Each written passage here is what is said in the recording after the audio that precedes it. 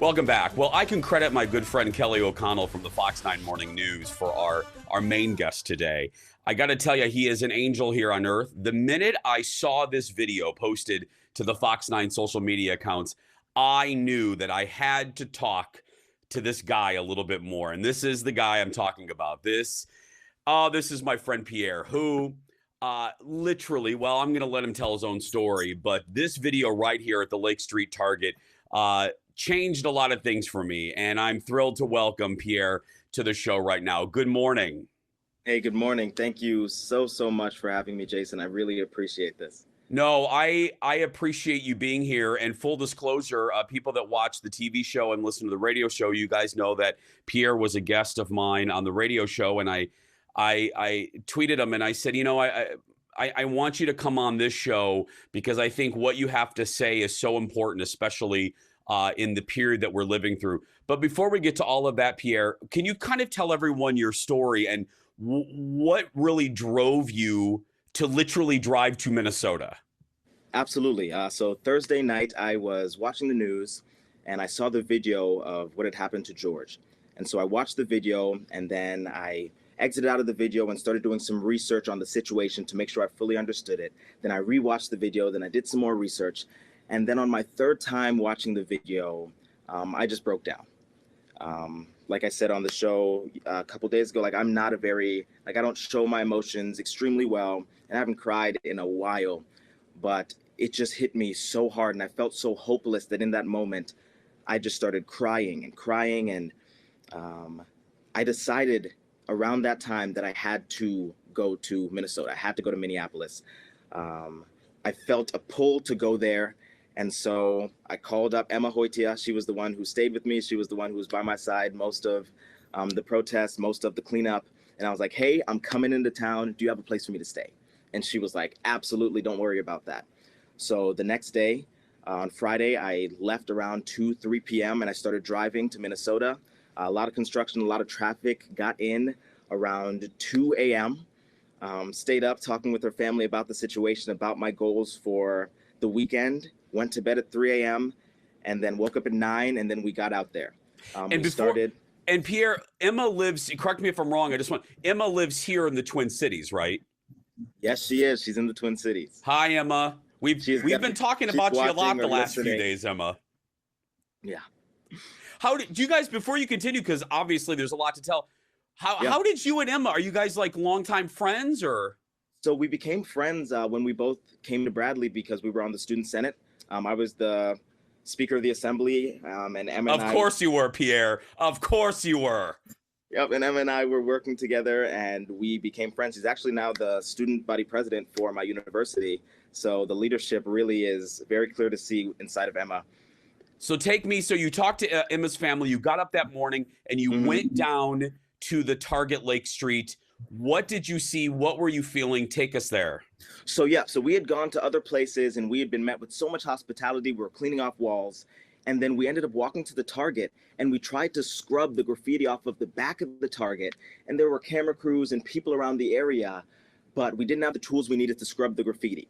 So we went looking for more supplies that could help us out. And we walked around the front and there were people running in and out of the Target, grabbing food, grabbing things, people taking videos. And we pulled the door open fully and water floods out. So water's flooding out onto our feet, and Emma and I just kind of look at each other like, this is ridiculous. The damage really cannot be overstated. And so there are people in the parking lot who are doing their own things. There are different crowds of people walking, but nobody seems to be paying any attention to this Target. I think it was kind of looked at as this hopeless cause.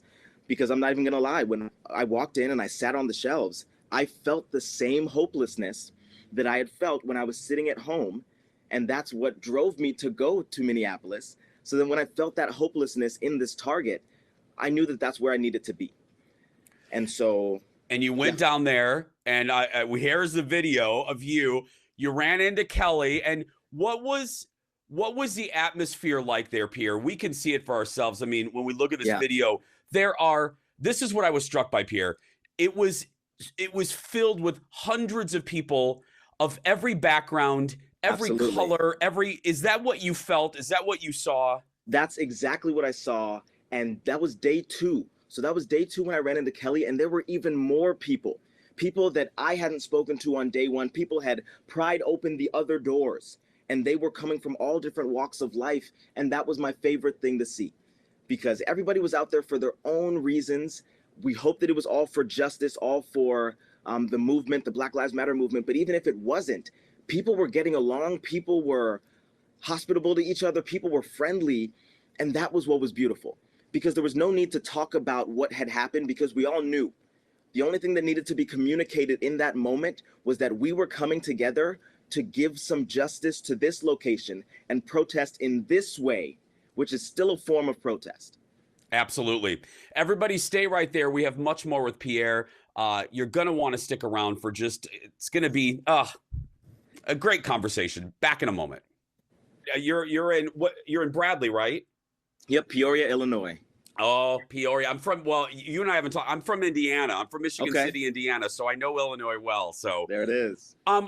So a little bit ago, we talked about what brought you here, what drove you here. But people watching that video, they're moved. They want to do something, but maybe they don't feel comfortable protesting.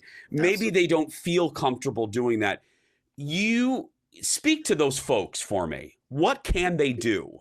Yeah, that is a great question. And that's a question that I was racking my brain thinking about, and people have contacted me asking the same thing. And so I want it to be known that there are so many different ways to fight for justice. And in this fight, there are so many sections to it. So there are a couple methods that I'm going to go through right now. First and foremost, education. We hear education all the time, but I think people are forgetting that we're still in the midst of a pandemic. So there are children who aren't in school, who aren't really as engaged as they would be throughout the day. So they're spending their time on social media, which is fine. But if you go on social media, you're realizing that there's so many different ways to interpret the protests, the Black Lives Matter movement, the justice that we're fighting for, that it can get really dangerous. The information can get skewed so easily. And if we don't make sure that we are educating our youth, we are just restarting the cycle of people associating these negative stereotypes with African Americans, with Black Lives Matter, with so-and-so, with X, Y, and Z. I saw, and to speak to this, and I don't know if you saw this, Pierre, I was really moved yesterday. I saw a video of, and I don't, it doesn't matter where it was posted, of 2 white teenagers spray painting graffiti on a Starbucks. And 2 black teenagers came up and said, stop. Because we're going to get blamed for this. And I thought that's so powerful, Pierre. See, and that's exactly the case, because people have their blinders on and they don't realize, and I think that's everybody, like it's us. Sometimes we put these blinders on and we don't realize we're seeing a fight for justice, and we're also seeing like unjust actions. And all of a sudden we're putting them in the same category.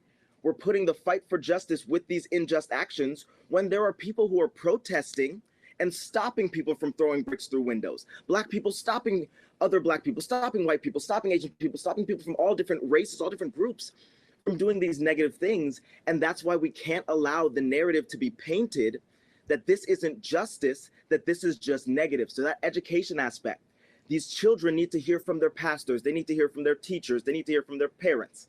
They need to hear from their friends what is actually happening. And to give them the adequate information, we need to get educated. We need to do the research. We have the world at our fingertips. Everybody's cell phone virtually can get you the world of knowledge. Find the research, find the data. And one perception that I always go off of, you always need to know every side of the argument. If you are unable to articulate both sides of the argument, you might not have all of the knowledge that you need. You need to take the time, and it's going to take time. But the time that it's going to take is going to be so fruitful for these next generation of children who are going to grow up to be our social justice advocates. And don't you think it's also, we should not be afraid. And I'm talking specifically, and I think you know where I'm going.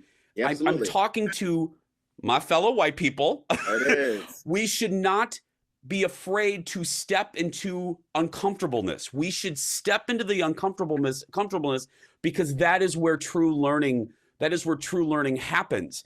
And when we're listening, don't get defensive. Listen to our friends of color. Listen to people of color when they tell you something.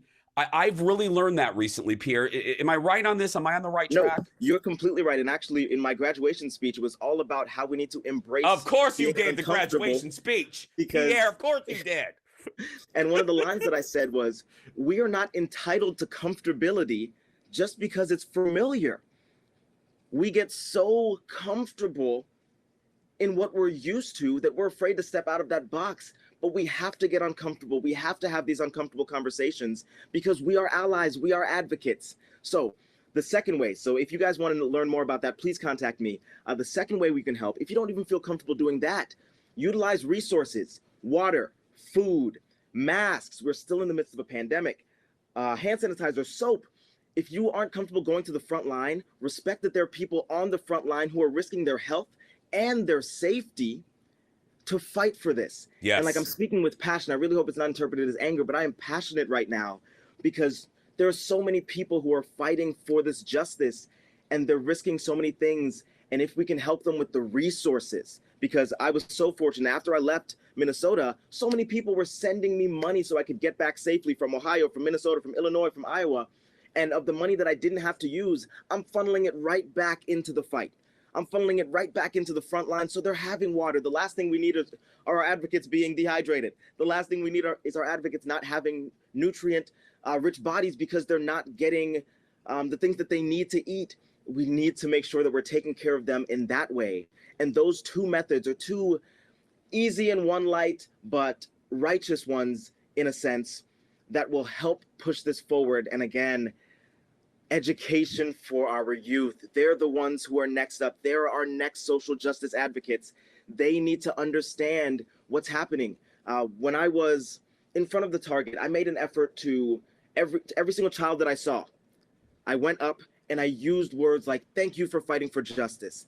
Thank you for helping us with equality, because I want them to associate these positive things with justice the same way that we're seeing the media and sometimes social media posting, so media in one aspect and social media in another aspect, the same way that we see them posting justice as these unjust things happening with riots and such. Not that riots are necessarily unjust.